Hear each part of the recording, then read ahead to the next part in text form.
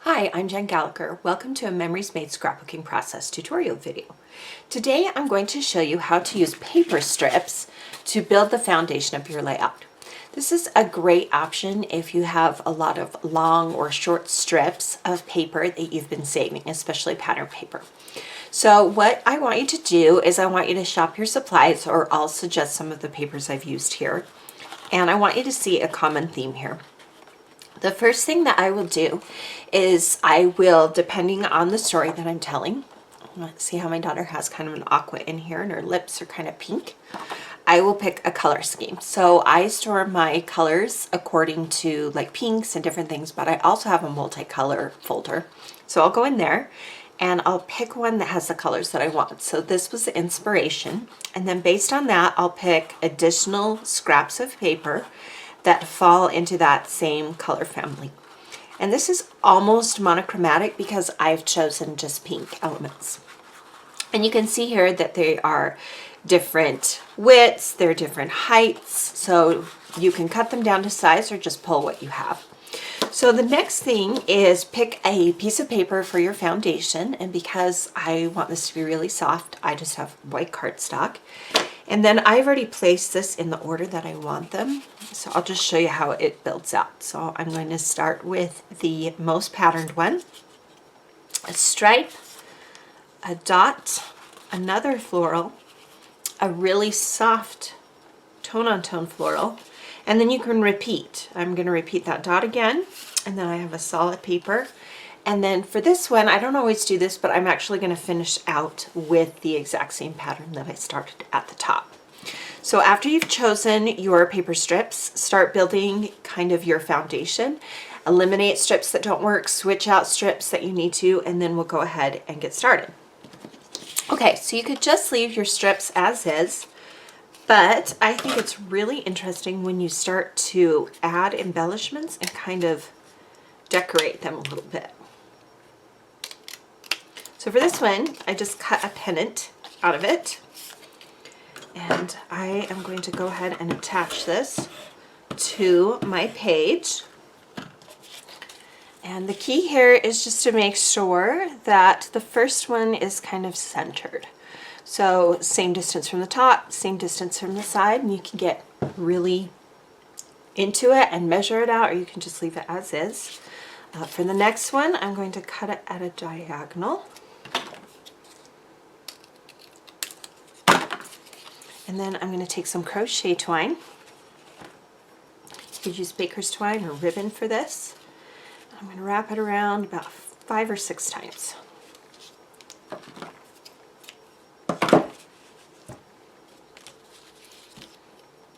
And then just tie it into a bow. And what we've done here is we've added texture to this particular strip, as well as made the ends a little bit more interesting. So now we can add this strip. You can see it has a pretty pattern on the other side. Now you can do it either way. You can do the diagonal going up or going down, doesn't matter. Again, just kind of eyeball it and center it in your page. Alright, for this one, I'm going to rip the ends. And I'm going to place this one on. I'm going to tuck it just a little bit behind that top piece. So all of a sudden, just instead of just having strips, all of a sudden it's getting a lot more interesting. And then to this one, make sure you get the pattern straight. Sometimes I have to go back and adjust a little. I'm going to take some washi tape. Place it on the left side here. Alright, my next big pattern, I'm going to do the same thing that I did with the first one. And I just basically cut about a 3/4 of an inch line into my paper, and then from corner to corner. The other thing about this particular layout is the paper itself is actually textured, which is awesome. Then it already has kind of its own structure and texture to it. Okay, Okay, we're actually going to do the same thing here. Let's do two like this.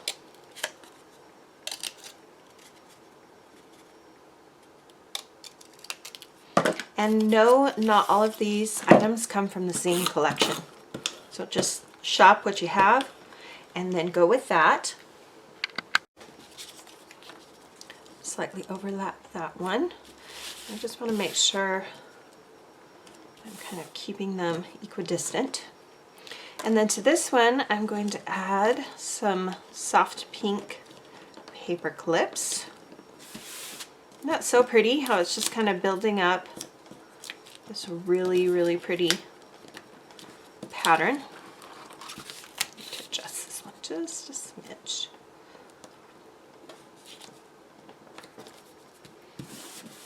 And I'm trying to keep them kind of centered in the page. So if you find that you need to adjust them afterwards, just work quickly and go back. I'm going to rip this one again. We'll add this as well.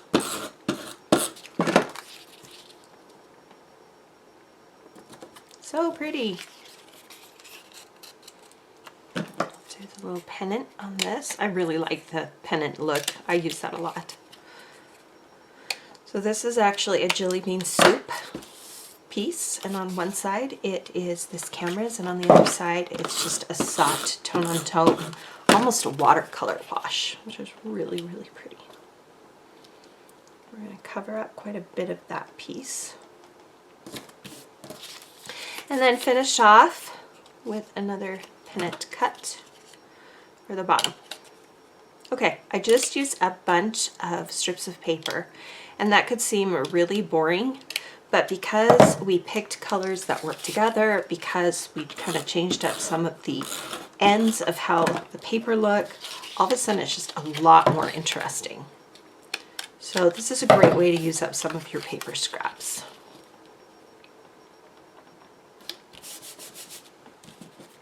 Okay, so I have a couple of embellishments and photos and things. Let me move some of these pieces out of the way. But this is where we start building the foundation from the bottom up. So we've created kind of our own pattern paper with all these strips. And then I have the photo. And I start kind of planning where things are going to go. So I have this tag, and I love the first line that says, "I am a girl." So I'm only going to let that part of the tag show above the photo, because I don't think the rest of the colors look great with it. And I want to make sure that that is on that side. And then I have this gold piece that I will put there. And then I love the look of envelopes. You could put hidden journaling or other things in here, and I've already added or we'll add later, this gold foil sticker. I'm going to stick that behind. So maybe we'll off-center the photo a little bit. Got a tag there. I have a couple of clothespins. We'll do that. All right, so once I kind of get to this point, this is where I'll start attaching things. So let's go ahead and attach the tag. Again, just making sure that part that says "I am a girl" shows. Then we are going to attach the envelope. So I'll just hold the photo kind of in place where I want it. Slip the envelope behind. And then attach that. Now we can do our photo. And I'm going to add some photo corners to it. So I'm going to use pink ones. So I keep using more of that pink. Like I said, the layout is almost monochromatic, but not quite. And I use the aqua and that kind of light green, that mint green, because that is what she's wearing as her cardigan. So I think it looks really pretty to do it this way. Get all those photo corners, and these are Heidi Swap photo corners. We're going to add the paper clips here to the top of this envelope. Now for a see-through piece, I will use glue dots, and I try and put them like in the center of the B, so you can't really see it, in the center of the U, because it's clear, so you're going to be able to see whatever's in it. And we'll just layer that right on top of the photo. And I love how pretty that looks. It's almost like it was printed and foiled right on top of that photo.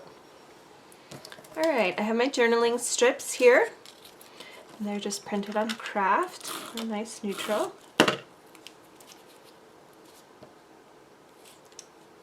We'll go over the top here. And I don't want to cover up this cute little quote that says, "It is up to you to see the beautiful every day." And then my title also repeats the word beautiful, and the journaling says the word beautiful. So that's one way to repeat different elements.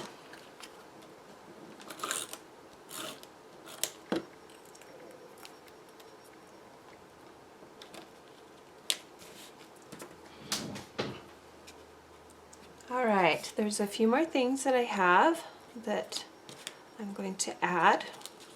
One is this sticker. It's a chipboard sticker, but I played with it a lot, so it's not super sticky anymore. I just want to add that. And then I have a couple of these cool little Paper Studio flowers that I was thinking would be fun just to have some texture here. They don't have any adhesive on the back, so you're going to have to use like a glue dot. And unfortunately, because they're paper, sometimes the glue dot doesn't stick, so I'll kind of make like a little nest of glue dots, or you can use wet adhesive. So you have to get a little bit more aggressive with your adhesive with these particular pieces. Some flowers companies, they actually do have adhesive on the back, so that helps with that. So they have a couple that have like little leaves on the back. I'm just going to use mine like that. And then we'll add the little heart right above, and then just a couple of coral pink dots around the heart. And then maybe a few up here.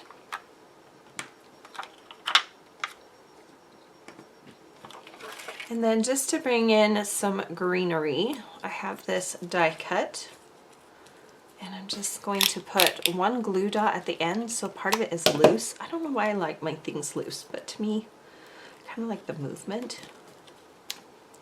And then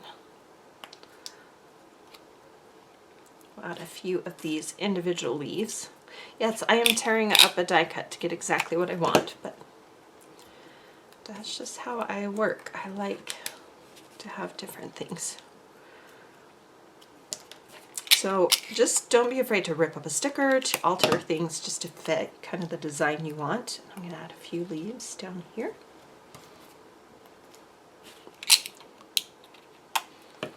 So I just happen to have this sitting on my desk, and I thought, that would be cool to add a little bit of greenery down here.